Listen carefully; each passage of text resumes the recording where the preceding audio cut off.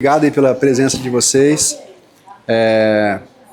O tema hoje que a gente vai abordar de uma forma estruturada aqui, ele é muito importante, né, que é a reforma tributária. A gente entende que sempre que há uma mudança grandiosa como é essa, né, uma mudança de ciclo econômico, uma mudança estrutural como é a reforma tributária, pode acontecer uma transferência de riqueza importante, principalmente porque algumas pessoas, algumas empresas, elas conseguem se antecipar e de fato fazerem movimentos que consigam colocar o seu negócio à frente, enfim, e de fato que isso se torne não um desafio, mas sim uma oportunidade. Então o papel da TES, né, como contabilidade, é estar transferindo conhecimento e também dando tranquilidade para os nossos clientes, no sentido de que a gente está muito imerso nesse tema, a gente está muito atento a tudo que tem acontecido e por isso a gente programou uma agenda estruturada, né, de conteúdo que começa agora e vai até dezembro, para poder deixá-los a par e também que vocês tenham a liberdade e a possibilidade de focar naquilo que importa, que é um negócio de vocês, enquanto tem uma empresa que está olhando para tudo que tem que ser feito durante essa reforma, principalmente no momento de transição, né, que começa a partir de 2026. Começou em 25 para quem já começa a se estruturar, fazer projeções, fazer análises, mas em 26 de fato começa e vai até 2032. Então, obrigado pela presença. O Diego, nosso especialista tributário, vai falar um pouquinho com vocês. Valeu. Valeu, por favor. Boa noite a todos. Tá tranquilo o volume? Então, esse intuito aqui não é esgotar o tema, é um tema bem relevante, bem complexo, bem extenso, mas trazer uma visão geral do que seria essa reforma tributária. Ela irá refazer todo o sistema tributário brasileiro, mas para isso a gente precisa entender como ele é hoje. Então, a simbologia aqui de um labirinto seria para pensar no sistema tributário brasileiro como esse labirinto, né? E qual o intuito do labirinto? Sair dele a partir do momento que você tenha toda a sua apuração bem feita, em tempo hábil, respeitando todas as normas tributárias. Mas, para isso, você precisa imaginar cada espaço desse labirinto como um dos impostos que nós temos hoje, pensando como PIS, COFINS, pensando como ICMS, ISS, IPI, e cada imposto desse ele tem a sua tratativa, cada um funciona de uma forma, trabalha de uma forma. Então, se você entrar num lugar errado desse daí, o que acontece? Você tem um recolhimento de imposto errado, a maior ou a menor, você vai ter multas e juros. E o que a reforma ela promete? Que é simplificar todo esse processo tributário brasileiro. Então, com isso, nós teremos a substituição total dos impostos que nós conhecemos hoje, que são os impostos indiretos, chamados impostos ligados ao consumo. Então, seriam eles ICMS, IPI, PIS, COFINS e ISS. Então, todos os impostos serão substituídos por IBS e CBS. Então, vou estar passando. E aqui, o que é a reforma? Como eu disse, a reforma é uma simplificação. Mas, para isso, a gente precisa entender esse cenário. Ela não nasceu agora, ela já nasceu lá, uma PEC de 2019, depois ela transformou numa emenda constitucional no final de 23, e no início de 2025, agora, nós temos a Lei Complementar 214 de 2025, que ela regulamenta toda essa reforma tributária. Então, ela promete uma simplificação e a unificação dos tributos. Muitos clientes têm me abordado, me perguntando sobre se a reforma tributária vai reduzir carga tributária.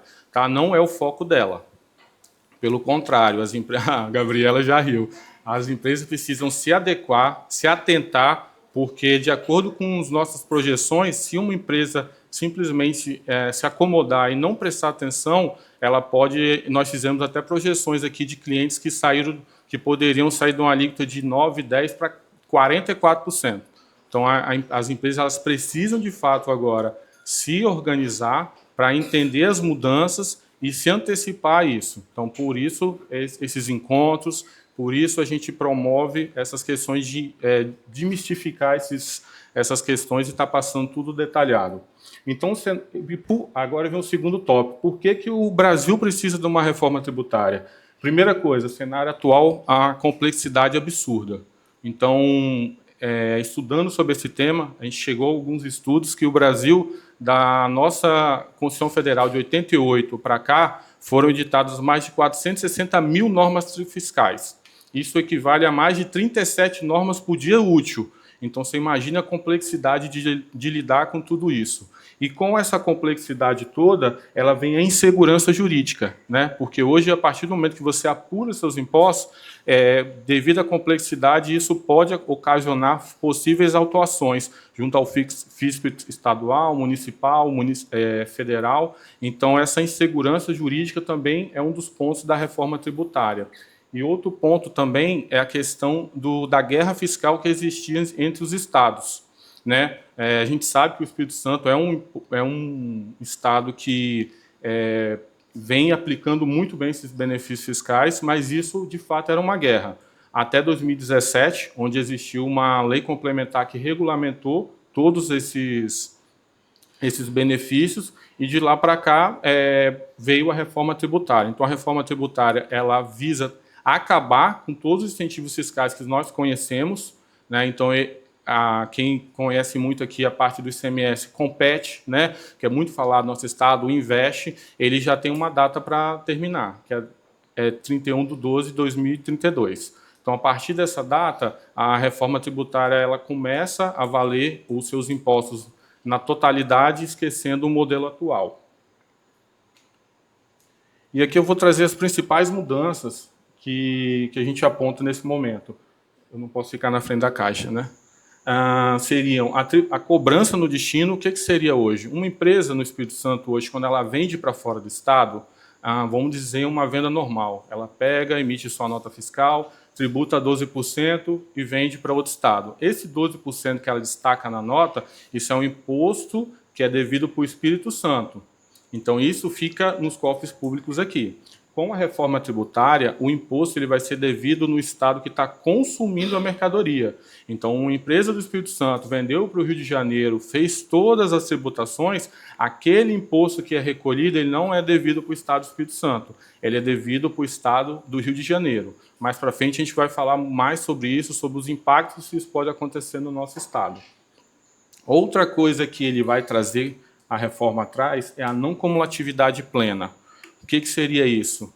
Tudo que você compra hoje e tudo que você vende, isso gera crédito, né? Então, hoje nós sabemos que a gente vai analisar uma empresa, uma indústria, a energia numa indústria. Como é que ela funciona? Você tem que analisar a parte estadual e federal. Você tem que analisar se aquilo gera crédito de ICMS ou gera crédito de PIS/COFINS. Com a reforma tributária, claro, existem algumas vedações na lei, mas a regra geral é que tudo que você compra gera débito, crédito, e tudo que você vende gera débito. Mas nem sempre isso vai ser uma coisa boa. A gente vai falar mais dos cenários para frente, falar das empresas do Simples e como isso afeta de uma maneira geral. E a chegada do IVA dual. O que seria esse IVA? Ele seria a substituição, né?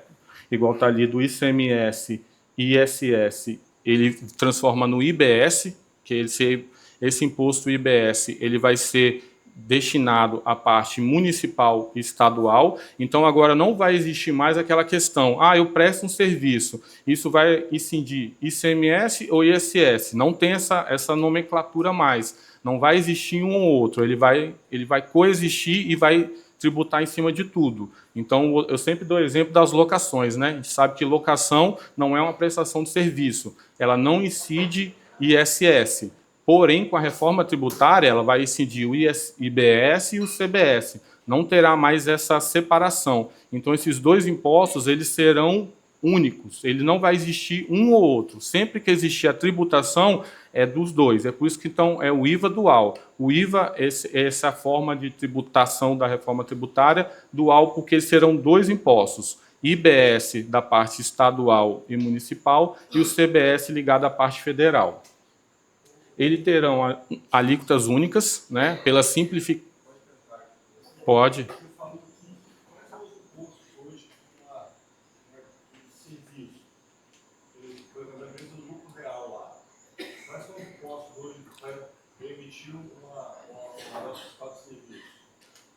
Você fala hoje como é que ficaria ou não? Porque hoje você tem uma prestadora de serviço no lucro real. Você tem o ISS, PIS, COFINS e depois, se tiver lucro ou prejuízo, IRPJ e CCLL. A reforma tributária ela veio para os impostos ligados a consumo, os tributos indiretos. E IRPJ e CCLL fica de fora. Então já existe discussões para existir uma reforma tributária do imposto de renda. Mas essa parte da reforma tributária da lei complementar 214, ela vai alterar esses 5 grandes impostos aí, unificando eles, tá bom? Mas isso aí. Isso aí.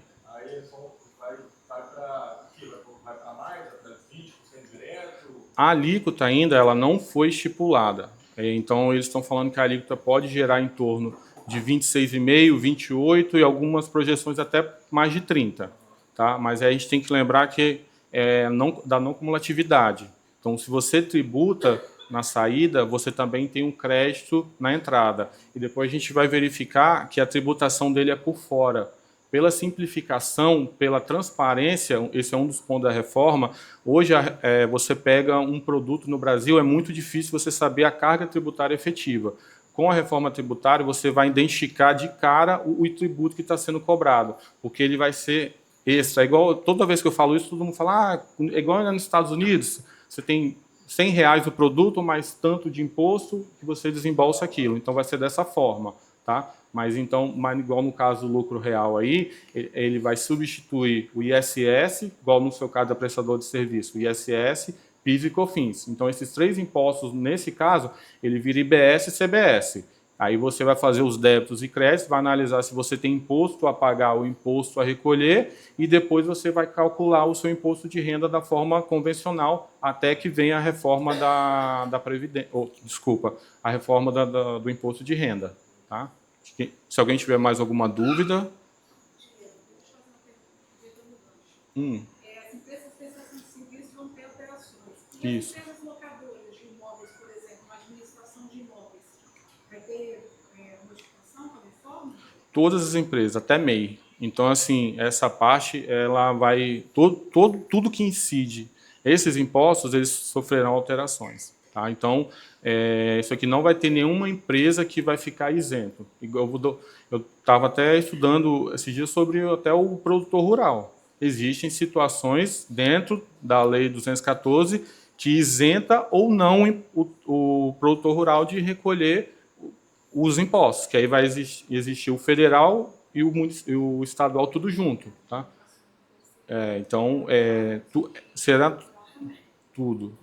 Dentro dos anexos da lei, eles já alteraram até como ficaria até o MEI, porque o MEI ele paga uma guia única, mas dentro daquela guia única são desmembrados vários valores de vários tributos. Por exemplo, você tem um MEI que é comércio, R$1 daquilo é para ICMS, não vai ser mais ICMS, vai ser IBS. Então, todas a pessoa física e jurídica elas sofrerão alterações por conta dessa lei. Por isso que a gente fala que é uma reestruturação. Não é nada da forma que nós conhecemos. Então, vai ter que ter um planejamento mesmo. Então, mais para frente, eu vou trazer alguns exemplos que nós demonstramos para alguns clientes. Aquilo ali não é um planejamento tributário de como eles devem operar, é só um planejamento demonstrando quais os impactos da reforma se uma empresa, de fato, não vier a se programar. E aqui eu explico o IVA dual. Então, eu trouxe o modelo padrão, hoje, que nós utilizamos, que você pega, exemplo, um produto que custa... Vamos pegar o modelo padrão, que a gente chama por dentro, né? Que os impostos hoje são todos por dentro. É até interessante falar disso, porque, exemplo, você pega uma nota fiscal e fala assim, eu sei quanto que eu pago de imposto. Será? Você pega um produto aqui, você compra de outro estado, você compra do Espírito Santo, lá no Rio de Janeiro. Aí o cara destaca 12% na nota. Você não sabe se ele tem Compete, que traz para 1,14%. Você não sabe se ele tem Invest, que diminui 70%, 80%, 85%. Então, essa parte ela fica obscura mesmo. Agora, você pensa uma pessoa que quer investir no Brasil e não tem essa clareza do que ele está pagando de imposto, essa cadeia de impostos incidindo sobre os impostos. Então, hoje o modelo que nós conhecemos é esse, é por dentro, os impostos são todos embutidos. Então, se você pega um preço negociado de R$ 128, eu botei a alíquota de 128 porque vai ser padrão, eu utilizei nos dois.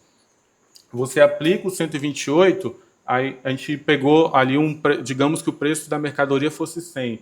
Aí no final você pode ver que com a reforma dá 100, eu vou explicar esse lado, mas aqui não deu, porque é um imposto, 28% vezes 28%, ele dá a diferença do 100 para cá. Então, hoje o cenário tributário ele é muito complexo. É imposto incidindo dentro de imposto, que é muito difícil apurar isso daí. E com a reforma tributária, eles chamado o imposto por fora, que é nesse formato. Eu estou vendendo um produto por 100 e eu tenho ali uma alíquota de 28% nele. Então, você recebe os R$ 100 e os 28% eles são destinados ao governo. Então, por isso nós colocamos até a garrafinha de suco ali, com os 28% de suco, que você sabe que aquilo ali já é um imposto incidente sobre a operação.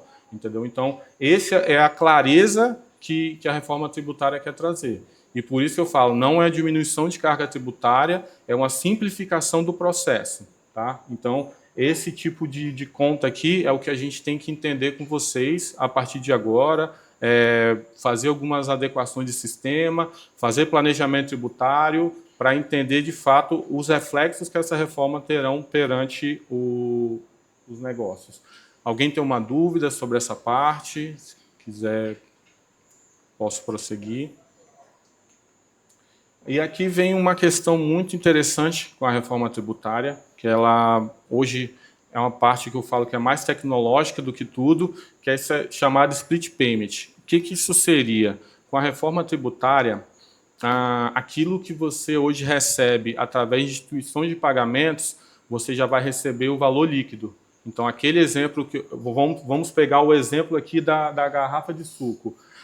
Se essa garrafa de suco aqui chega lá e faz no Pix, estou pagando no Pix. O que a instituição bancária ela tem que fazer? Ela tem que pegar os R$ 100, passar para a empresa que está vendendo, e ela tem que pegar os R$ 28 e transferir diretamente para o governo. Então, o governo, essa conta ela acaba acontecendo direto na operação financeira.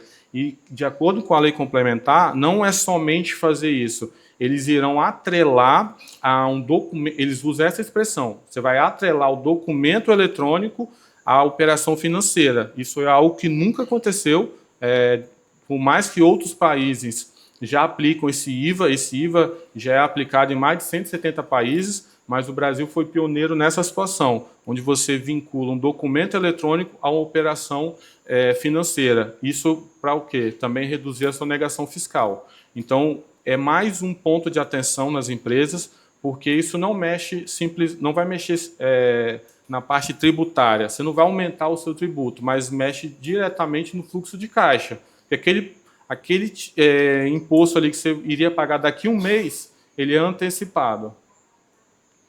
Isso daí. E tanto que dentro da Receita Federal existe um setor chamado SERPRO, que ele é a parte de inteligência. Tudo no Brasil está sendo direcionado para isso. O PIX, o DREX, que é o real de forma de criptomoeda. Então, tudo no Brasil está sendo realocado, readaptado para esse tipo de operação.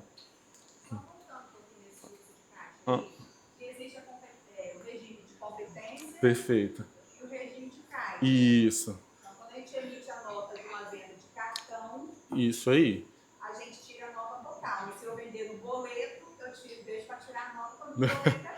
Aí o boleto, o que vai acontecer? Vai existir a competência ainda? Com certeza. Então, aquilo que você vende hoje, na mercadoria é um pouco mais difícil de fazer esse controle, porque se você tem toda a circulação de mercadoria, vamos dizer que você vendeu uma mercadoria hoje e emitiu um boleto para daqui 30 dias, 60, 90, o tributo ele é devido a partir do momento da emissão da nota. Então, mas eu estou recebendo aqui 90 dias. Não importa. Agora, quando você fala de recebimento via instituição bancária, de pagamentos eletrônicos, já a tributação ela é no regime de caixa. Então, a empresa ela pode ter as duas formas. Então, se ela trabalhar com recebimento via Pix, mas também trabalha com recebimento via cartão, trabalha com boleto, ela acaba tendo os dois regimes. Ela acaba tendo uma parte da receita dela sendo tributada pela competência e uma parte da receita dela sendo tributada pelo regime de caixa. Aí, só para complementar. Então, você quer dizer que, por exemplo, quando você gerar um imposto da empresa, se eu recebi e já paguei imposto, você vai bater com o que eu já paguei. Isso aí. Isso daí. Essa apuração, eles ainda não colocaram a data para o split payment entrar, de fato, em operação. Eles não colocaram qual será a forma de integralização disso daí com sistemas bancários, de contabilidade, mas a promessa é que a Serpro desenvolva um portal que você consiga fazer essa apuração de forma consolidada. Então, hoje, os bancos, né, digamos assim, em regra geral, também vão apurar IBS e CBS. Então, seja... bancarização da contabilidade. Parte do nosso trabalho vai direto para isso daí. Já vem com um imposto retido, praticamente. Isso. O próprio sistema que você usa, né, no ambiente de trabalho, ele já precisa agora criar um mecanismo de calcular isso para você gerar um relatório, sabe? Eu já paguei X de imposto. Isso daí. E se programar pelo fluxo de caixa, né? Sabendo que uma parte daquilo que você está recebendo, o imposto já está abatido. Então, você não vai ter esse dinheiro para trabalhar ali para pagar um imposto daqui 30 dias. Não, você já recebe ele de forma líquida. A bancada vai ser no primeiro mês. Porque eu vou pagar a guia do mês passado e vai começar a reter. Então, eles estão criaram essa forma e a Serpro vem sempre lançando alguma coisa nova aí que está... Tudo que está sendo criado, eu falei, Pix, Drex... isso está sendo tudo moldado por causa do split payment.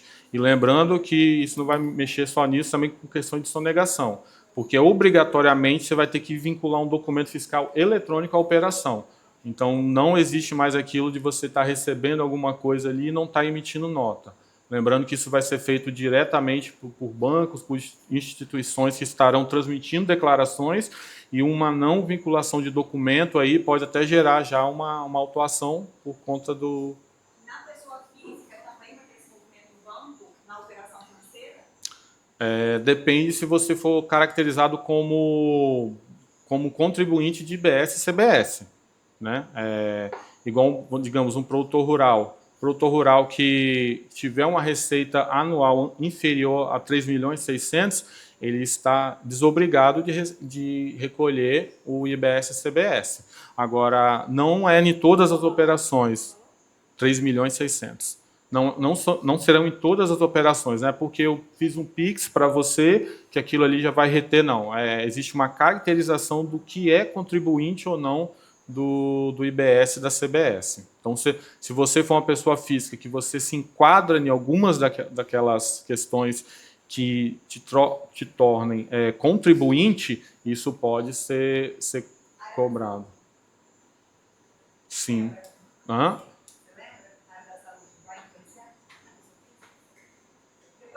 A gente tem que adentrar de todos, porque o tema, às vezes, você falar de contribuinte, ele acaba sendo amplo. Né? A forma fazer comércio com habitualidade, prestar certo tipo de serviço, aí a gente vai ter que olhar para cada situação, identificar se aquilo ali se vai se enquadrar ou não, ou se tem, igual o caso do produtor, não é só ele ser produtor, ele vai estar limitando ao faturamento. Então, é uma coisa que a gente precisa estar analisando de forma específica. Mas eu entendo que a partir do momento que você não se enquadra na questão de ser contribuinte, isso não há que se falar desse tipo de imposto. E só abrindo parênteses aí, né, não quer dizer que isso não vai dar problema, tá? Aquela questão lá do Nicolas Ferreira, que fez aquele vídeo lá que repercutiu, isso já é uma coisa antiga. Então, hoje os bancos, eles já passam a sua movimentação bancária para quem movimenta na pessoa física acima de R$2.000. Ou seja, a Receita Federal já tem essa informação. O que a Receita Federal não tem hoje? Formas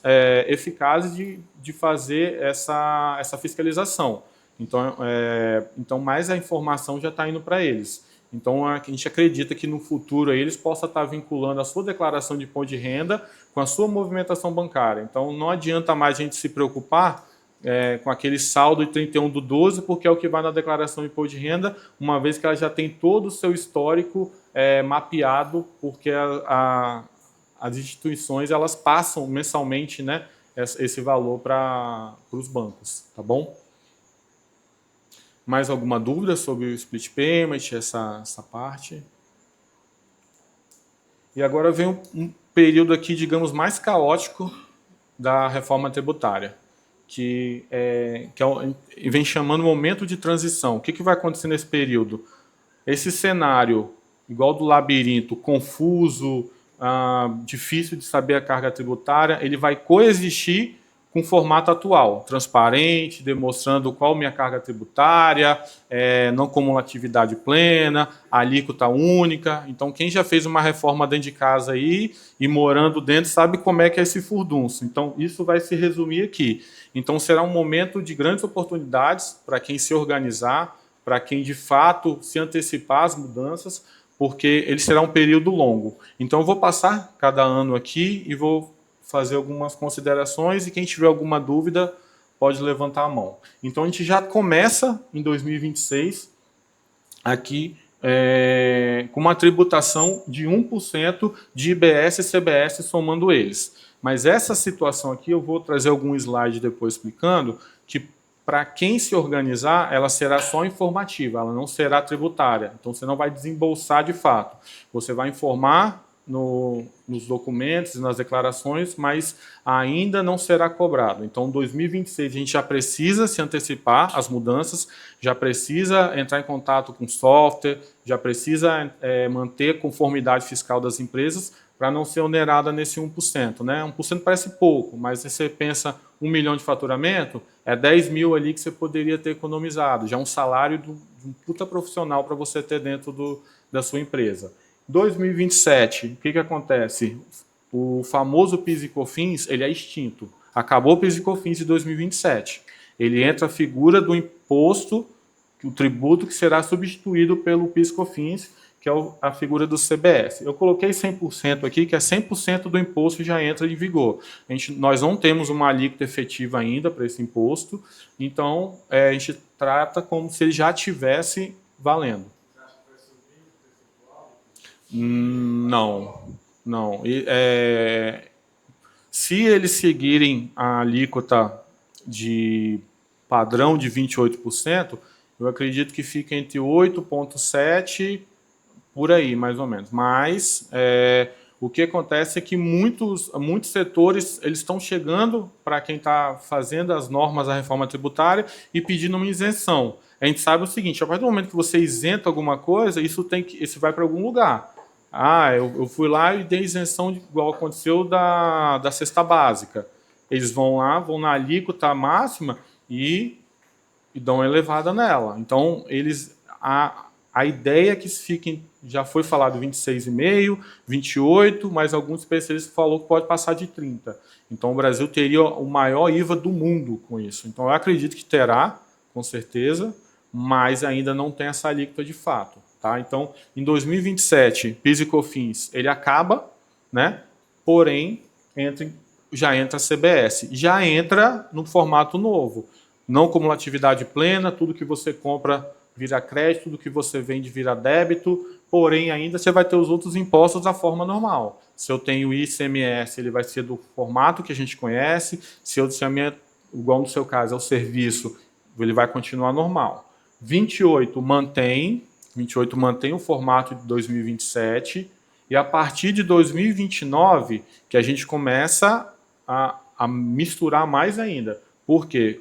A partir de 29, o ICMS e o ISS ele começa a perder força e começa a crescer o IBS. Eles terão a redução de 10%, vai ter 90% de tributação disso e começa a 1%. E cada ano, a partir de 2030, 31, 32, e esses impostos normais eles vão decaindo e o novo tributo que irá substituir esses impostos estaduais e municipais, ele começa a elevar. Para a partir de 2033 já entra na totalidade, IBS, CBS, já estão funcionando em pleno vapor. Então, é um momento de muito estudo, de muito levantamento, planejamento tributário. Essa questão aqui ela não influencia só em contabilidade, nisso daí. Eu estava até conversando com o Gustavo ali, é o setor de compras. O setor de compras vai ter que entender disso daqui. Porque se você sabe que tudo que você compra gera crédito e tudo que você vende gera débito, você tem que saber a tributação do cara que está te vendendo, você tem que saber o que aquilo ali vai gerar de crédito para você. E nos próximos slides vai falar sobre o Simples Nacional, que apesar de, se você pegar a lei complementar, as alíquotas não mudaram, mas eles mudaram a forma com que o Simples vai transferir esses créditos para quem é da cadeia do lucro real ou presumido. Então, consequentemente, isso altera o Simples Nacional também. Então, esse é um período aqui crucial que a gente precisa ter muita atenção nessa transição. Alguma dúvida sobre a parte de transição? Deu para entender que vai ser bem confuso, né? Deu para entender que vai ser difícil de entender. Deu para entender. Deixa eu te fazer uma pergunta. Nós fazemos muitas vendas interestaduais. Perfeito. O ICMS nosso 17, a gente tem estado que é 7, Isso aí. que é 12. Como é que vai funcionar nessa hora da compensação sobre juntar esse bolo todo? Você está falando do momento de transição ou no momento? Fazer nesse momento de transição, nessa diferença de ICMS entre estados? Vai existir os dois. Você vai ter que calcular, igual aqui, 90% do ICMS na forma convencional e esses outros 10% da forma nova. Então, vai existir duas apurações. Vendi para vários estados, igual no seu caso o café. O café ele é tributado interestadual. Para cada tipo de estado, igual que a gente já conversou, tem uma forma de tributação diferente. Você vai emitir os documentos da mesma forma. Só que na hora de apuração, a gente vai ter que separar 90% daquilo ali e fazer o recolhimento da forma normal e os outros 10% dentro da forma nova. Então, é por isso do planejamento, porque as duas operações elas vão coexistir. A gente vai ter a apuração ainda do ICMS, vai ter aquela guia, vai ter tudo. Mas, ao mesmo tempo, você vai ter 10% ali do formato novo. Tá? Então, assim, é coexistir mesmo. A partir do momento que virar tudo IBS, eu trouxe até aqui, ó, isso aqui é um print de uma nota técnica. Nota técnica, ela altera diretamente a estrutura da nota eletrônica. Então, essa daqui ela fala diretamente desses impostos e como eles já serão tributados a partir de 2026. Início de produção, 2026. 1º de janeiro de 26. Por quê? Igual eu disse lá atrás, a partir de janeiro de 26 já tem 1%. E isso vai estar demonstrado dentro dos seus documentos fiscais. Então, é um período que a gente vai estar atuando junto com vocês, tá mantendo a conformidade fiscal, tá junto ao suporte de software para todos os documentos fiscais estarem emitidos da forma correta, para que esse 1% ele se torne informativo e não a despesa tributária. Tá? Então, ele já começa a valer, os impostos já estarão lá dentro. Apesar de eu ter falado da simplificação, já tem burburinho aí de alguns processos ligados a esses novos impostos. Esse ano tem um projeto de lei que a gente está muito ativo no desenvolvimento dele, que é o IBS-CBS. A base dele, base de cálculo dele, é ser excluído os demais impostos, que é o correto. Quem fez esse projeto de lei tem receio que os entes estaduais e federais, municipais, tentem compensar uma perda de arrecadação querendo que esses impostos atuais incidam na base de cálculo dos novos impostos. Então, já tem um projeto de lei para isso ser excluído. Então, assim, a gente tem um dever de casa grande, entender isso daí, acompanhar e já adequar algumas coisas. Então, já está saindo a alteração da nota fiscal eletrônica, já tem até algumas declarações novas aí para alguns nichos específicos voltados à reforma tributária. Então, de fato, se organizar e fazer planejamento e evitar que, igual nesse caso de 26, que isso aqui se torne, de fato, uma despesa tributária, uma vez que você pode só informar nos documentos fiscais. E agora eu vou falar sobre os regimes, né? Porque tem muita gente pensando que com a reforma tributária os regimes irão acabar. Não vai existir mais Simples Nacional, não tem. Será que vai existir presumido? Será que vai existir real? Esses regimes, essa estrutura, ela continua.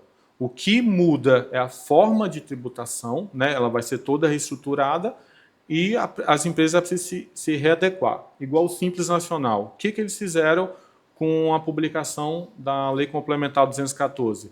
Eles foram dentro dos anexos do Simples a partir de 2027 e trocaram a nomenclatura dos impostos. O que era aí PIS/COFINS virou CBS e a partir de 29 colocaram aquela questão de fazer os dois impostos. Mas não foi somente isso no Simples Nacional. O que acontece? O Simples Nacional ele passa a ter duas formas de tributar. Uma, que é normal, é continuar da forma que está, eu sou dentro do Simples Nacional na minha totalidade, e outra é tributar dentro do Simples só os impostos que estão fora da reforma tributária, que aí você passa a ser você passa pelo regime regular do IBS-CBS. Por que tem essas duas formas dentro do Simples? Porque com a reforma tributária, um dos textos da lei foi pegar o Simples Nacional e limitar o crédito que ele transfere. Então, hoje, se você tem uma empresa lucro real e você compra um produto de uma empresa do Simples, o seu crédito de PIS/COFINS é 9,25, igual a qualquer outro. Com a reforma acabou isso. Se você compra de um Simples que ele fez a opção de ficar dentro do Simples, dentro da totalidade, ele vai transferir para você o valor que ele paga dentro do Simples Nacional. Então, se você pensa que um cara paga 10% de alíquota, 15,5% dessa alíquota ela vai virar crédito para você. Então, é um crédito minúsculo. Aí você já tem um fornecedor ali que já está fora do Simples ou já calcula o Simples com o IBS e CBS por fora, ele pode te transferir, no exemplo que a gente está utilizando, 28%. Então, as empresas do Simples, a estimativa é que mais de 2 milhões de empresas do Simples sejam afetadas pela reforma. Porque ela vai ter que... Qual é a regra geral que nós estamos enxergando? Se você for uma empresa do Simples, final de cadeia, eu compro e revendo para o consumidor final, em tese, você pode continuar no Simples normal. Agora, imagine uma empresa do Simples que ela é o meio de cadeia. Talvez ela venda algum insumo para a indústria. Será que ela, no Simples, o produto dela, sem transferir o crédito, seja tão competitivo ao ponto da indústria comprar com ele e não comprar com quem consiga transferir esses créditos? Então, isso é uma coisa que as empresas do Simples elas terão que fazer conta. Não tem uma receita. Você tem que ser assim ou ser assado. Essa parte de ser meio de cadeia ou vender direto ao consumidor final é uma regra geral, né? Então, a gente tem que fazer conta, porque as empresas do Simples elas serão muito afetadas com isso. Existe até uma preocupação do Instituto Tributário Brasileiro de que empresas do Simples com menos de 2 anos possam vir a falir, que são empresas que geralmente têm uma gestão que depende unicamente do dono, ela não tem esse planejamento todo, e esses 2 anos de início de empresa eles são muito cruciais para a longevidade. Então, se ele não tiver de fato um acompanhamento, não olhar de fato para isso, ele pode simplesmente vir a falir, né? Nós fizemos até um dos nossos clientes aqui, ele tem essa questão de ser meio de cadeia ali, a gente já vinha trabalhando a mentalidade dele para ele sair do Simples Nacional, e isso cada ano ia empurrando. Aí com a reforma eu fiz uns cálculos, chamei ele para conversar e mostrei, a alíquota dele ia ficar 4 vezes maior se ele fosse para esse recolhimento regular. Então, qual é o melhor cenário para ele nesse momento? É se adequar, ir por lucro real, já se familiarizar, se organizar, para quando chegar a reforma tributária, ele não tomar esse baque de vez, que ele falou, Diego, se eu pagar isso daí, eu posso fechar as portas e sair. Então, foi assim, então a gente vai agora, aquele planejamento de sua empresa virar lucro real, você precisa o mais rápido possível agora a gente já estruturar isso de acontecer. Então, os Simples serão desses 2 formatos. Eles ficam limitados à forma que eles transferem esses créditos para as empresas do lucro presumido e lucro real. O presumido, ele continua também, mas aí agora o lucro real e o lucro presumido, a parte de ICMS, PIS e COFINS, ela é uma coisa só, ela não tem mais aquilo de, igual no lucro presumido, 365 de PIS e COFINS sobre faturamento, acabou essa parte. Então, o lucro real e presumido nada mais é do que a forma de você apurar seu imposto de renda e CSLL. O restante, que é os impostos ligados a consumo, ISS, PIS, COFINS, eles serão todos tributados da forma correta. Então, se manterão os regimes tributários atuais, sua empresa pode ser simples nacional, presumida e real. O que agora a gente precisa fazer é entender se esse é o melhor cenário. Eu preciso continuar no simples ainda? Eu posso ir para o simples de maneira que o IBS e CBS seja por fora, que é o recolhimento regular, ou eu preciso migrar para o lucro real, eu preciso ligar para o lucro presumido. Então, é a parte agora que as empresas precisam, de fato, fazer conta, precisam, de fato, se organizar para evitar um baque futuro de uma coisa inesperada, que é pagar 4 vezes aquilo que já paga hoje, né, de uma alíquota. Alguma tranquilo? Pode. E aqui eu fiz uma simulação, né, de uma indústria, uma simulação real, é um cliente nosso. Então, o que nós simulamos aqui? Qual é o cenário atual dele, com todos os impostos, e como que ele fica na primeira fase da transição, que é a fase de 27. Né? Como que ele fica a partir do momento que o PIS e COFINS morrer e nascer o CBS.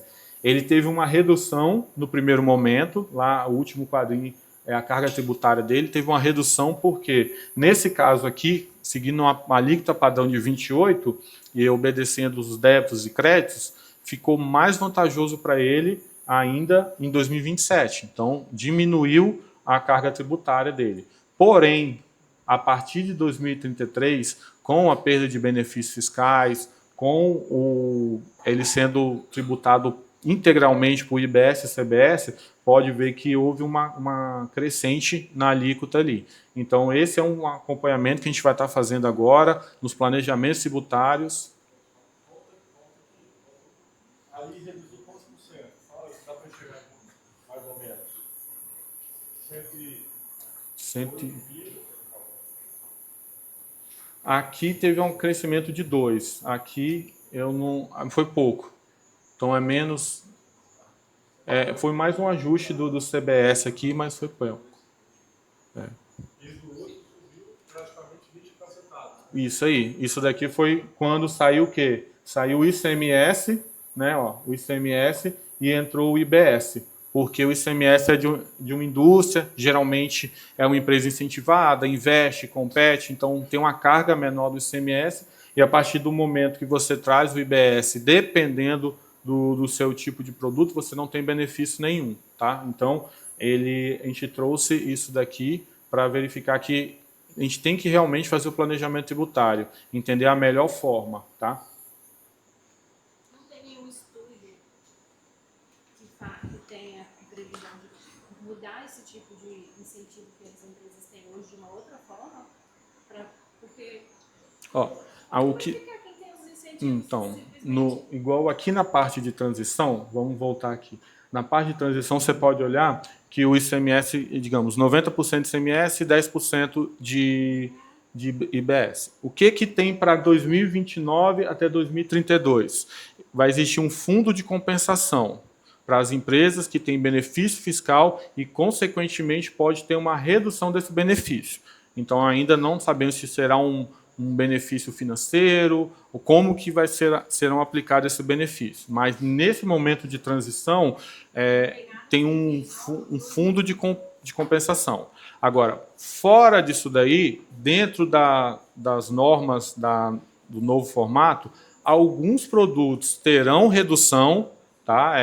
Igual produtos alencados na cesta básica terão redução de 100%, alguns medicamentos terão redução de 60% e uma grande maioria terão 100% de redução, implementos agrícolas terão redução de 60%, terão alguns prestadores de serviço, igual contabilidade, que terá 30% de redução. Então, existirão alguns benefícios, mas todos eles atrelados diretamente ao novo formato. Eles serão todos regidos pela... Isso, alguns itens, alguns serviços já pré-estabelecidos, isso já Isso já está totalmente mapeado pela lei complementar. Tá? Então, aí de 29 a 32, para essas empresas que têm benefício fiscal, exemplo, investe, para não existir um aumento da carga tributária, vai existir um fundo de compensação. Então, ele vai compensar a perda efetiva desse benefício, visto o momento de transição. Então, o que eles prometem nesse momento é esse. Então, o que a gente entende que de 29 a 32, mesmo que você tenha o investe, o que eles prometeram no termo tem que ser cumprido. Porque se existe um termo que você tem um benefício de pagar 70% de redução até 2032 e dentro da lei da reforma tributária já prevê um fundo de compensação para quem tiver uma diminuição desse benefício, e a gente entende que nesse período os estados e municípios... Não, aí depois do período é somente o que já está previsto em lei e os estados e municípios terão autonomia de alguma, regido pelo comitê gestor, de mudar algumas alíquotas, mas só daquilo que elas vendem internamente. Eu ia falar exatamente isso. Isso aí. Porque se ele tiver um incentivo no ICMS, ele não vai existir mais. Não vai ser arrecadado do Estado. Não. Então, para ele Não vai ser. Tanto que um dos pontos que está em votação ainda, não virão uma lei complementar igual a questão dos impostos, é o PLP 108, que ele trata do comitê gestor do IBS. Então, esses impostos, ele vai ter um comitê que vai gerir ele como um todo. Porque a partir do momento que você paga IBS, esse imposto ele não vai direto para o cofre do Estado, direto para o cofre do município. Vai existir um comitê gestor, isso vai passar pelo comitê e depois será distribuído. Então, os estados e municípios eles perdem essa autonomia de gerir esse tributo. talvez algum incentivo federal será substituído, você não sabe dizer. Não, aqui por enquanto existem algumas especulações, né? Eu vi uma interessante que teve gente que deu o exemplo do Fundap, que é um benefício antigo do Estado, que ele se transformou num benefício financeiro, porque o governo custeava o seu ICMS. Então não se tornou um benefício tributário. Tem gente que fala, será que pode acontecer uma espécie de Fundap? Então, assim, são coisas que a gente...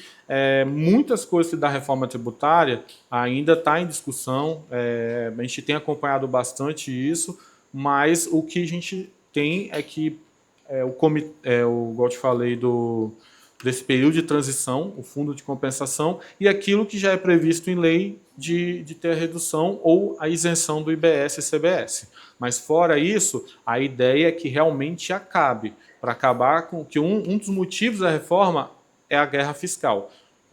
Hoje está mais tranquilo, tá? Mas você tem ideia, lá em 2015 ou 2016, tinha estado que mapeava os vizinhos e, exemplo, o Espírito Santo foi lá e atacadista reduziu em 10% a tributação dos atacadistas aqui.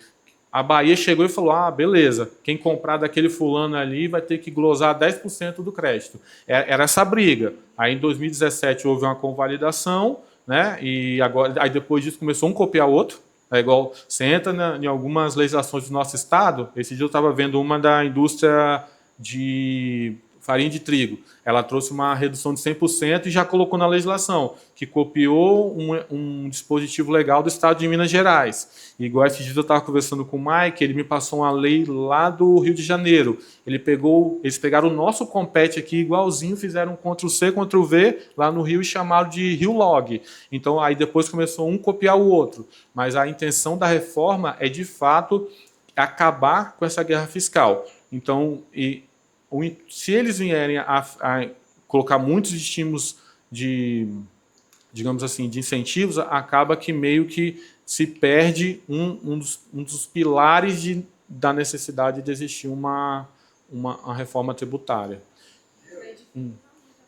Isso. Aí ele levantou um ponto que eu acredito que deve ser talvez dúvida de algumas pessoas. Quando fala de fim de incentivos fiscais, as pessoas entendem que também vai acabar a Sudene.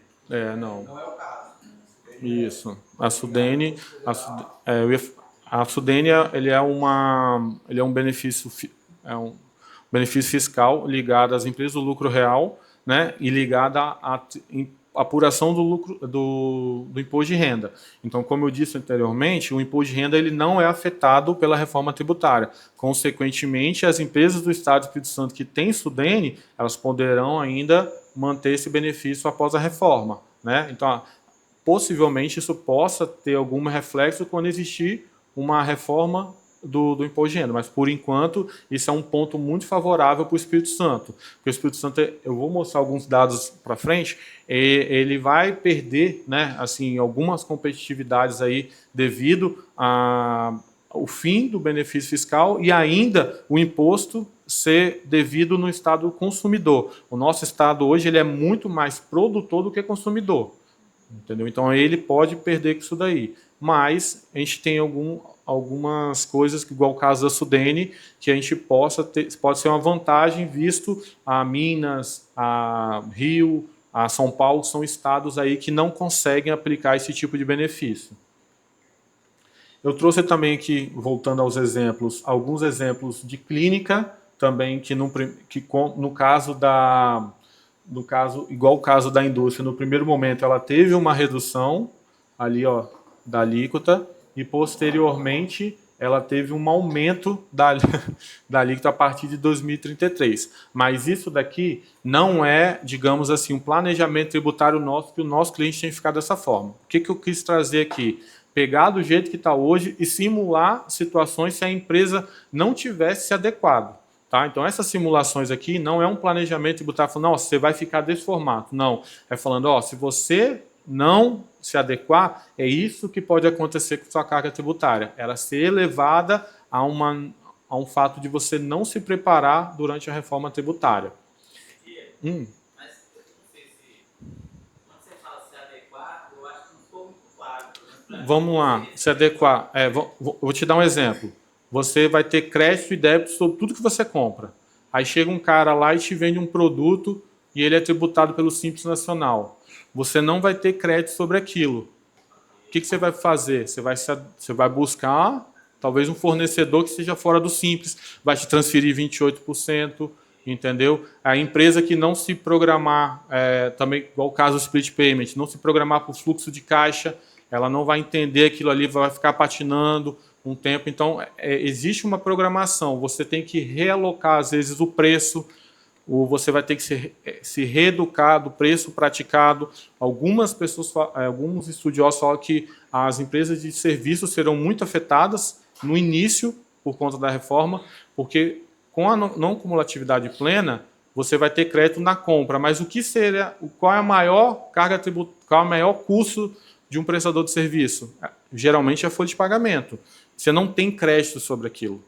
Entendeu? Então você vai ter uma alíquota maior. Então você vai ter que reorganizar a questão de preço.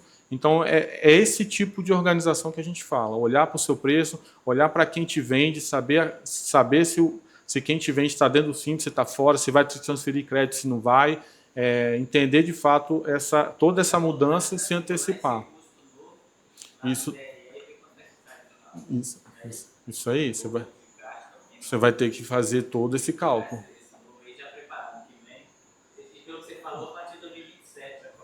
Começa em 27, isso daí. O reflexo já é em 27, porque em 27 o que a gente conhece de PIS e COFINS acaba. Então a gente vai ter que apurar da forma nova. Então isso daí já vai ter um reflexo. Em alguns casos ele pode aumentar, em alguns casos ele pode diminuir, mas depende unicamente de programação. Principalmente para quem é do comércio, imagina o Anderson ali, ó, dentro do supermercado, né, Anderson?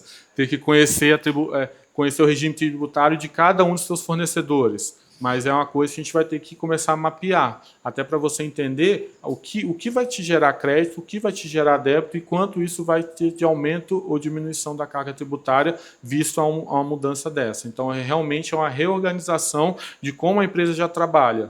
Tá bom? Aqui nós trouxemos uma empresa do Simples, que é um daqueles exemplos de quem não se adequar, de quem não ir atrás dos seus fornecedores, entender quem é do Simples, quem não é, entender que se você tem um fornecedor do Simples, o seu crédito ele é menor, ele foi de um imposto normal ali, se ele ficasse se ele ficasse no recolhimento regular, né, que sem um regular aqui, seria o quê? Aqui ele fica dentro da totalidade. Eu sou Simples Nacional, eu vendo diretamente para consumidor final, eu não quero saber de IBS e CBS por fora. Eu consigo ficar dessa forma. Aí ele teria um imposto de 132 mil. Mas não. Não, seus clientes chegaram e falaram, cara, eu quero crédito. Você não se programou para saber se você está no melhor regime, se você poderia ter migrado para o outro regime, aí você do nada vai lá, não, a partir de agora eu quero fazer na primeira fase ali já os impostos tudo por fora do que a IBS, do que a CBS na primeira fase. Ele foi do imposto de 132 mil para 201. E depois ainda, quando você fala a segunda fase, que aqui a gente trouxe 2033 com a totalidade dos tributos, ele foi do imposto de 132 mil para 338. Então, é realmente essa reorganização total. Isso vai interferir no seu preço, vai interferir da forma que você compra, da forma que você se organiza com o fluxo de caixa. Então, é essa a mudança que a gente está trazendo. E esses exemplos, assim, claro que a gente não... Isso aqui não é, igual eu falei, de chegar para um cliente e falar que ele vai pagar aquilo ali e acabou, não. É mostrar... Isso aqui é mais para mostrar, assim, a gente precisa sentar e reorganizar. Porque são dados tipo assim, reais que a gente trouxe da nossa carteira, mas não que ele vai virar isso daqui. O que pode acontecer se não existir um planejamento em cima disso. Aí eu trouxe alguns dados, né, agora, igual a Gabriela até colocou aqui sobre a questão do Espírito Santo, porque o nosso Estado, o que acontece? O nosso Estado ele tem muito forte a questão dos incentivos fiscais. Dois grandes dele, né? O Compete e o Investe. E o que o Estado fez com isso? Por ele abrir mão de arrecadação, parece que diminui, mas não. O que o Espírito Santo fez? Ele fomentou empresas a virem para o Estado. Então, você pode pegar que os dois maiores arrecadadores de ICMS no Estado são atacadistas e as indústrias. Então, abrir mão de arrecadação, dar benefício fiscal, fez com que o Espírito Santo trouxesse muitas empresas. Né? Igual a gente vai na Serra ali, vê que operador logístico para tudo quanto é lado, não é à toa que Grupo Jequiti querendo trazer totalidade de operação para o Espírito Santo, porque realmente existe uma redução de carga tributária. Então, o Espírito Santo ele tem um dever de casa aí, tanto a gente como empresário, quanto a parte pública, de pensar em formatos que diminuam o impacto dessa reforma.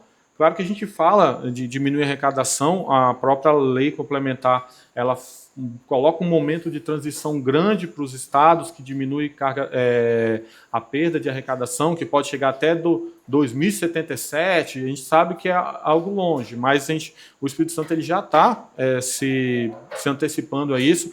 Já fui em algumas palestras de gente ligada ao setor de desenvolvimento do Estado, onde eles têm falado desse adensamento da cadeia produtiva, pegar água de coco, trazer algum fornecedor de vocês, entendeu? Chegar para o cara e falar, tem um Invest, tem um Compete, vamos se instalar no Espírito Santo, você vai ter, durante esses anos, uma redução de tanto, você fazendo esse adensamento dessa cadeia produtiva, trazendo empresas para cá, isso fortalece o nosso Estado e impede que empresas, a partir da reforma tributária, migrem para outros lugares. Né? Então, se você tem seu fornecedor aqui, o seu cliente aqui,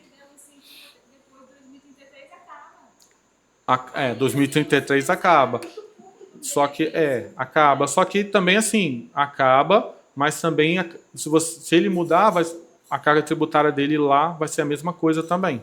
Então, se você tiver a sua cadeia produtiva aqui, são um dos pontos que eu senti que o pessoal do Estado, até da Raquel Freixo, falou disso daí, que seria fazer esse adensamento. E muitas coisas, né? O nosso Estado também, geograficamente, ele é bem localizado, você consegue ir para o Nordeste, para o Sudeste, então, assim, a gente tem uma posição geográfica favorável, mas também tem um dever de casa muito grande sobre isso daqui. Igual para quem, a parte de produtos aqui, ó, a famosa substituição tributária.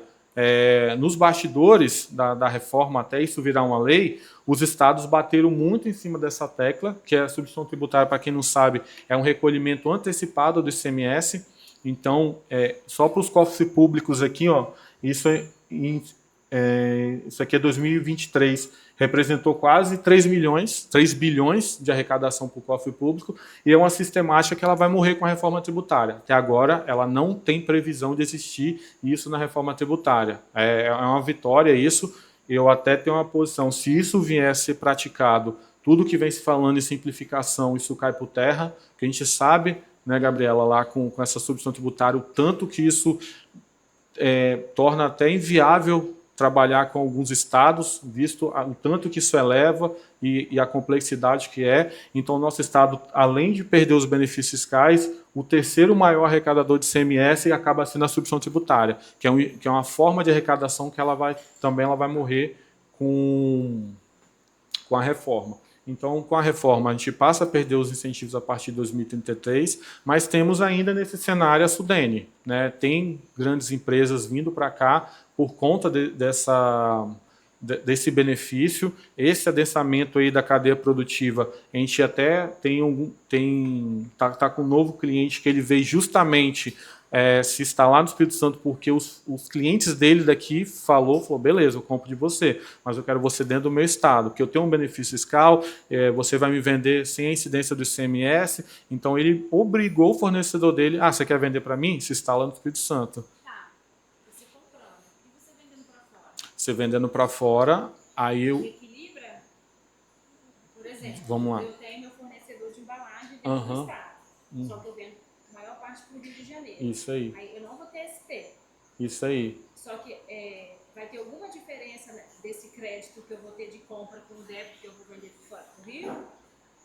Vai equilibrar? Vai equilibrar, isso aí. Então, porque ali dos princípios aqui, ele chama de princípio da neutralidade. É que o imposto ele não vai ser o determinante para você comprar aqui ou comprar lá fora. É o princípio, um dos princípios, está no artigo 2º, início da reforma tributária, princípio da neutralidade. O imposto ele não pode ser o fator determinante de você comprar de um lugar ou comprar de outro. Então, a ideia é que ele seja transparente, que seja uniforme e que isso não venha ter essa disparidade ali de você comprar. Fornecedor de embalagem de Minas ou do E Rio, que é o que acontece hoje. Você vai comprar uma embalagem, o cara te dá um crédito de 7, ou se tiver dentro dessa embalagem, tiver uma quantidade de matéria-prima exportadora, talvez esse crédito de 7 cai para 4, aí se você comprar de alguém de dentro aqui, ele pode fornecer um crédito de 17, entendeu? Então isso com a reforma não, isso não vai, porque mesmo crédito que eu vou receber isso daí dentro do não... estado, eu vou ser compatível com Isso daí. Não vai existir mais essas alíquotas interestaduais, internas, vai ser tudo unificado. A ideia é essa. Pensa... Uma operação de crédito dentro do ICMS e tal. Agora, vocês vão começar a ter crédito numa operação talvez mensal? Pode acontecer. O que vai depender? Vai depender do seu movimento de entrada, você vai depender se o seu fornecedor ele pode te transferir crédito, entendeu? E em algumas funções, em algumas situações você pode. Hoje no Invest não tem como. Hoje o Invest é um igual o Kendrick, ele tem uma indústria, ele tem um Invest e um dos dispositivos do Invest é o seguinte: você não pode fechar com saldo credor. Então é uma premissa do benefício. Aqui não tem isso, tá? Então o que vai ter que ser analisado? Se tudo que você está comprando, por lei você pode tomar crédito. Porque quando eu falo tudo que gera crédito e débito, claro que na lei complementar existem algumas exceções, tá? Bem de uso pessoal, tal, tem algumas coisas que você não vai ter o crédito. Porém, é mais amplo do que hoje. Porque hoje, igual eu falei, você vai pensar em crédito, eu tenho que analisar no seu caso o PIS e COFINS, eu tenho que analisar o ICMS, eu tenho que saber se o fornecedor, igual ela falou, está dentro ou fora, eu tenho que saber se ele tem benefício ou se não tem, eu tenho que olhar o benefício do Invest, porque o benefício de Invest não adianta você ter 100 mil de crédito e 20 mil de débito. Ele não te permite transferir de um mês para o outro com saldo credor, você acaba perdendo aquilo ali. Então, hoje são inúmeras variáveis. Eu tenho até um cliente aqui que, coitado, quando ele vem com uma pergunta, eu vou com 5. Que aí eu falei assim, cara, esse cara vai achar que eu sou doido, porque, eu vou vender tal produto, eu começo, para qual estado, para qual empresa, aí eu começo a fazer tanta pergunta que é difícil até difícil a gente falar com ele, cara, eu preciso disso daí para não te colocar numa enrascada, entendeu? Então, com a reforma, é essa simplificação. Então, não pode acontecer de você fechar um mês com saldo credor? Pode acontecer. Então, isso aí você vai transferir crédito de um mês para o outro. Zero. São Paulo é zero. É 12, 12. Às vezes existem umas operações internas da empresa que eles geram mais crédito que débito, entendeu? Isso. Aí no final de trimestre, a chapa compra o produto, aí gera... Isso daí. É o que... Isso. O estado de São Paulo, gigante, o estado, além de ser produtor, extremamente consumidor também, ele não tem benefício fiscal. Então, se você quiser se instalar no estado de São Paulo, é muito por estar perto, às vezes, de quem compra de você, mas ele não dá benefício de nada. Então, a gente até recebe aqui muitas empresas de fora que não entendem, a gente presta consultoria para empresa de contabilidade ou só de incentivos fiscais, pelo fato da empresa de fora não ter expertise de lidar com incentivos fiscais. Ele fala, cara, me ajuda com isso aqui, porque de onde eu venho não tem isso não. É débito e crédito. Já aqui não, a gente tem os benefícios fiscais, reduz a carga tributária, porém tem os pormenores aí, que a gente tem que se ligar, que geralmente reduz o seu crédito. Então, igual no caso de que tem um investe, não posso transferir crédito de um mês para o outro. Não faz sentido você fazer muita compra se aquilo não reflete o real. Eu vou comprar muito aqui para abater meu imposto. Não tem isso. Agora, já com a reforma, isso aí acaba. O que a gente tem que analisar é se gera crédito ou não gera. E não de ICMS, não de ICMS, PIS/COFINS, não. É um todo. O IVA dual, ele caminha junto. Então, os dois impostos, o IBS e CBS, eles vão caminhar, é uma coisa só. Não vai existir algum tributo ou alguma coisa que vai gerar crédito de um do outro. Eles vão ter a dualidade ali de caminhar junto. Então, isso é um dos pontos de simplificação do processo. Então, você pensa hoje, você tem mais de 27 estados, ou você tem 27 estados no Brasil, aí você pensa, se você está acostumado com o Espírito Santo aqui, já entendeu o benefício fiscal, aí chega o seu cliente e fala, eu quero abrir uma filial lá na Bahia. Você esquece tudo que você sabe, é de fato isso, e vai para um mundo totalmente novo. Então você tem que reaprender todas as alíquotas, todos os prazos de recolhimento, as declarações são totalmente diferentes. Aí você agora imagina para quem vende para todos os estados ou para a maioria deles. É ter um sistema tributário extremamente complexo. O PIS/COFINS é a mesma coisa. Você tem que ler a legislação e tem que ler a solução de consulta, porque hoje a Receita Federal interpreta de um jeito. Daqui 5 anos ela interpreta de outro totalmente diferente. Então, isso aí gera uma extrema insegurança jurídica. Isso daí, é sempre para o lado deles, nunca para o lado do contribuinte. Então, a ideia aqui é essa simplificação, que não quer dizer, mais uma vez, uma redução de carga tributária. A gente está falando de simplificação de processos, colocar o Brasil num cenário de mais 170 países hoje trabalha com IVA, então é uma coisa que quem estiver de fora e quiser investir no Brasil, ele vai entender a carga tributária, ele vai entender o processo.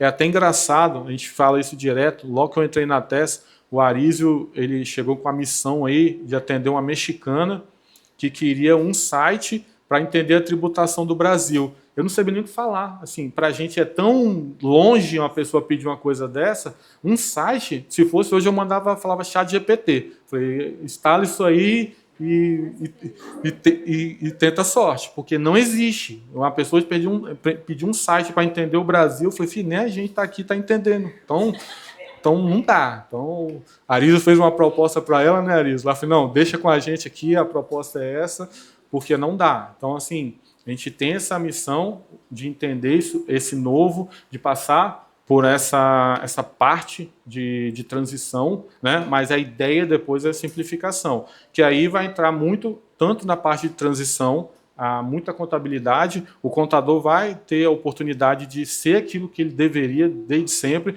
que é ser consultivo, de estar junto ao cliente, demonstrar o que precisa e não ficar só querendo. Tem muitas contabilidades que é ser só geradora de impostos e não estar perto dos clientes. Então, esse tipo de contabilidade ela vai morrer. Então, a reforma tributária ela vem aí como uma oportunidade, né? Ou também um grande desafio para quem aí não se não se programar. Então, se alguém tem mais, quer perguntar alguma coisa, não ligado a isso daqui, mas como um todo, sobre a reforma, se algum ponto não ficou bem explicado. Essa parte aqui ela é muito introdutória.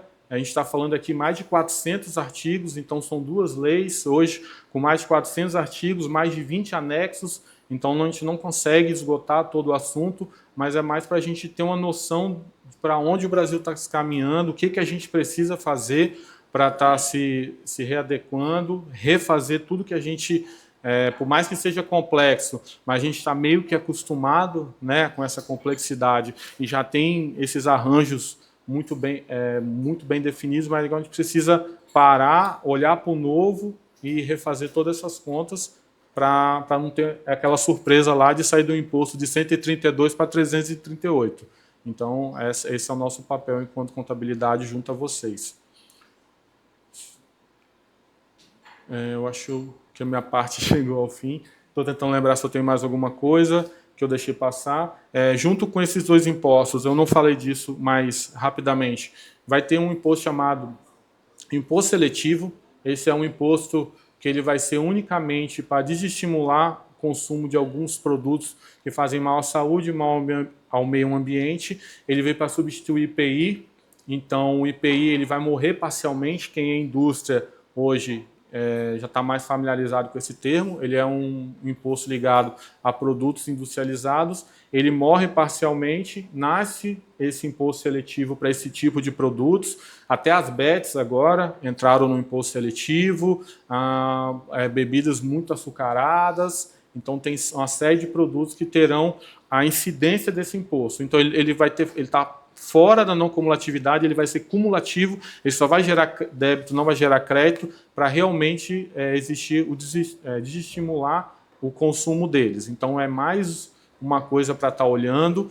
Quem tem indústria hoje também e fabrica algo que é fabricado na Zona Franca de Manaus, vai ter uma tributação de IPI ainda, então o IPI não morre na sua totalidade.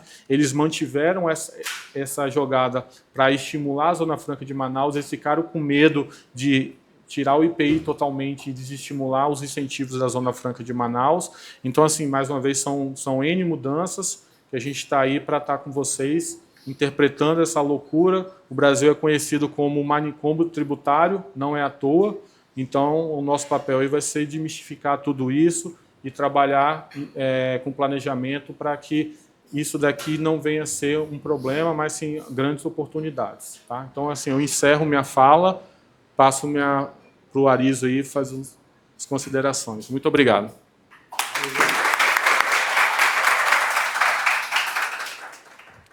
Pessoal, beleza, é isso. Não, estou só...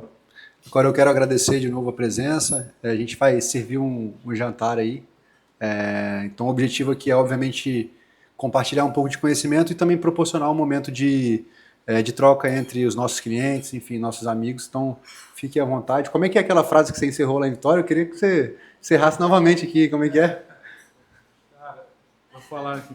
A Arizo me botou lá na TOTUS para falar para 150 pessoas que eu nunca tinha visto na vida. Aí, um dia antes, eu estava mexendo no Instagram e vi um Pondé falando de uma frase do boxeador? Mike Tyson. Todo mundo tem um plano até levar um soco na cara, né? Então, assim, o soco na cara foi dado, que é a reforma tributária. Então, o que a gente precisa agora é ser resiliente, entender isso daí. E brasileiro eu acho que é o povo que tem mais essa atitude de superar os desafios, então vai ser só mais um. Tá? Muito obrigado. Valeu. Fique à vontade aí, pessoal. Obrigado. Valeu. Diego, parabéns aí mais uma vez pela explanação. Tá?